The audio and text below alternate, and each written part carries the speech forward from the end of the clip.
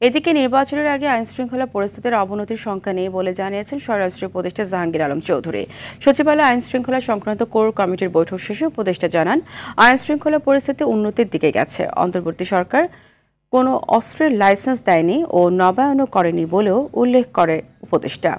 ছোট ভূমিকম্প হলে মোকাবেলা করা সম্ভব বলে মনে করেন জাহাঙ্গীর আলম চৌধুরী। এছাড়াও ভূমিকম্পের আগাম বার্তার অ্যাপস সংগ্রহের চেষ্টা চলছে বলেও জানান তিনি। নির্বাচনের আগে আইন শৃঙ্খলা পরিস্থিতি ডেটোরেট করার কোনো সম্ভাবনা নেই। নির্বাচন যতই ঘনে আসবে সেই সময় ধরেন যে বিভিন্ন পার্টির ভিতরে প্রশাসন এইগুলি সংখ্যা বেড়ে যাবে। তারপরে ধরেন সভা সমিতি এইগুলির সংখ্যা অনেক বেড়ে যাবে। আমরা তো সব লাইসেন্স বাতিল করছি তা নাই। আর নির্বাচনের আগের জন্য কিন্তু যেই সব হাতিয়ারগুলি আমরা জমা দিতে বলছি, কিন্তু আমরা কোনো হাতিয়ারই তো দেই নাই। 2009 সালের থেকে ইয়ের পরে যেই সব হাতিয়ারের ইগুলি দেওয়া হয়েছিল, স্পেশালি যদি সরকারি কর্মচারী হয় শুধু তাদের ক্ষেত্রে শুধু কনসিডার করা হয়েছে।